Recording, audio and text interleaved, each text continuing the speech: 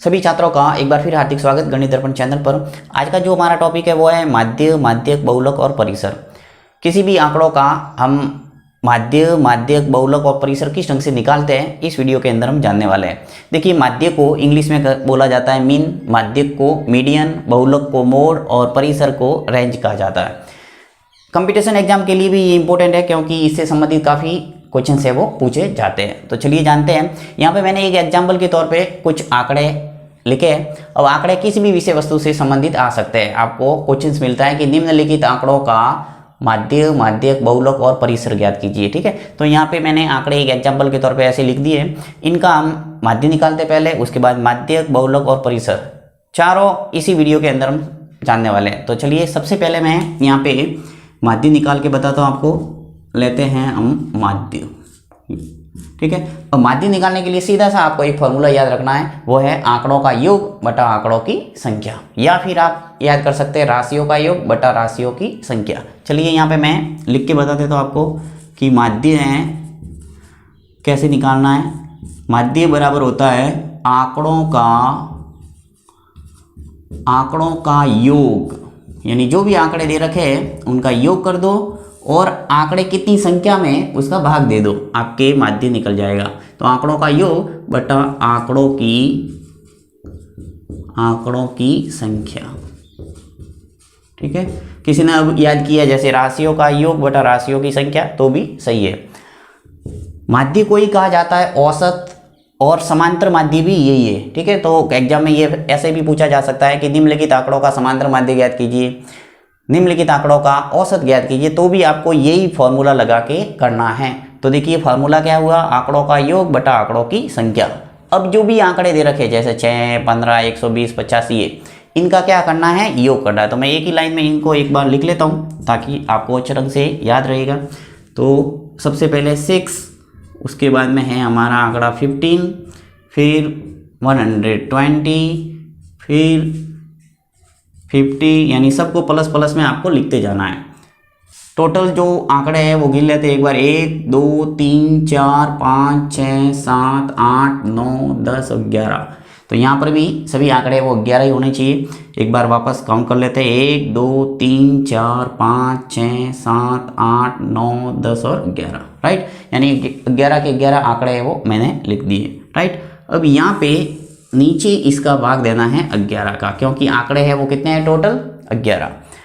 अब इनका करना है योग। 6, 15, 120, 50, इसको एक रफ पेज पे सबको काउंट कर दो और काउंट करके आपको इसका लिखना है योग। मैंने काउंट कर लिया है, तो इसका जो योग आएगा वो है 429। ठीक है, 429 है वो योग आएगा। उसके नीचे आपको लिखना है वापस 11। अब देखो 429 के अंदर 11 का भाग देंगे तो आपके माध्य निकल के आ जाएगा। मैं आपको दे के बता देता हूँ। 429 में 11 का भाग जाएगा 3 बार, सबसे पहले यानी आ जाएगा 33। 11 33, 42 में से 33 गए, पीछे बचे 9, ऊपर से 9 नीचे आ जाएगा। 99 आ गया। 11 का टेबल 9 बार बोलेंगे तो आ जाएगा हमारा 99, यानी कि 9 बार बोला 11 का टेबल आ गया 99, शेष बचा 0, यानी कि हमारा जो माध्य निकल के आ रहा है वो है 39। तो इस ढंग से आप किसी भी आंकड़ों का माध्य वो निकाल सकते हैं इजीली।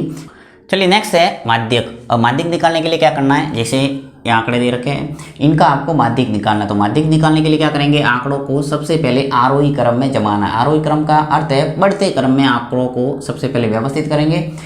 सबसे सेंटर में जो संख्या आपको मिलेगी वही उसका क्या हो जाएगा, माध्यक। तो यहाँ मैं आंकड़ों को आरोही क्रम में जमा देता हूँ एक बार। माध्यक निकालने के लिए देखिए क्या करना है, आंकड़ों को आरोही क्रम में जमाना है। लिख लेता हूँ यहाँ में ताकि याद रहेगा आपको। आंकड़ों को आरोही, जिसे इंग्लिश में कहते हैं एस्केंडिंग ऑर्डर। ठीक है, तो आरोही क्रम में जमाने पर, यानी कि आंकड़े जो भी दे रखे हैं उनको आरोही क्रम में हम एक बार जमाएंगे। तो आरोही क्रम में जमाने का अर्थ है बढ़ते क्रम में आपको लिखना है। बढ़ते क्रम में सबसे पहले छोटी संख्या आ जाएगी 6, उसके बाद में 6 से जस्ट बड़ी संख्या जो भी आएगी वो लिखेंगे। तो देखो यहाँ पे 6 से जस्ट बड़ी संख्या मुझे दिख रहा है 8, तो 8 लिखो। 8 से जस्ट बड़ी कौन सी संख्या है, 8 से जस्ट बड़ी है वो 10 है, तो यहाँ आ जाएगा हमारा 10। ठीक है। 10 है वो कितनी बार है, देखिए 2 बार है, 1 बार और ये 2 बार, तो दोनों बार कंटिन्यू आपको लिखना है, छोड़ना नहीं है संख्या। नेक्स्ट 10 के बाद में जस्ट बड़ा जो संख्या दिख रहा है मुझे 15, 15 आ गया। और 15 कितनी बार है, देखो 1 बार, 2 बार और 3 बार, तो तीनों बार कंटिन्यू लिखेंगे। यहाँ आ जाएगा 15 और 15, 3 बार था, तीनों बार मैंने लिख दिया।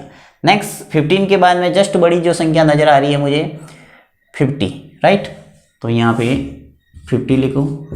50 से जस्ट बड़ी जो संख्या है वो है 80, 80 लिखो।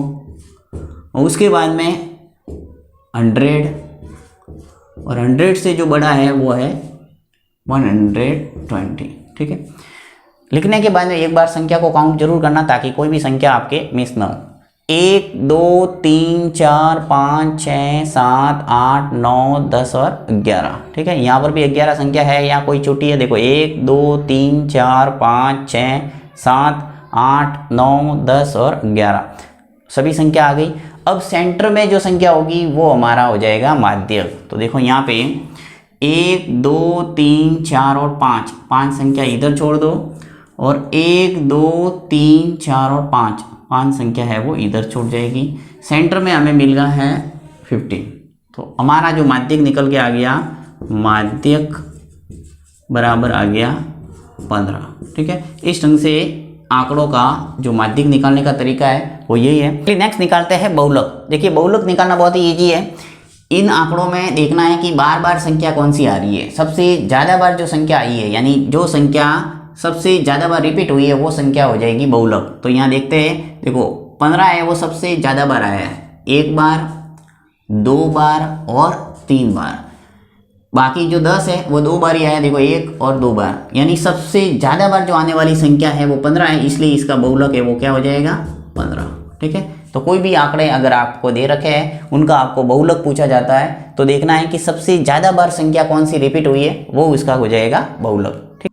नेक्स्ट देखते हैं परिसर। परिसर कैसे निकालना है, देखिए यहाँ पे इन आंकड़ों के अंदर सबसे बड़ी संख्या कौन सी है वो देखना है। यहाँ पे सबसे बड़ी संख्या कौन सी है, मुझे नजर आ रहा है 120, तो यहाँ लिखा 120। फिर देखना है सबसे छोटी संख्या कौन सी है, यहाँ पे सबसे न्यूनतम संख्या, सबसे छोटी जो संख्या नजर आ रही है मुझे 6, तो माइनस कर दो 6, यानी कि सबसे बड़े अंक में से सबसे छोटे अंक को घटाएंगे तो हमारा आ जाएगा परिसर, जिसे हम कहते हैं इंग्लिश में रेंज, ठीक है। तो रेंज निकालने का तरीका यही है, 120 में से 6 को घटा दो, आ जाएगा हमारा 114, तो ये आ गया परिसर।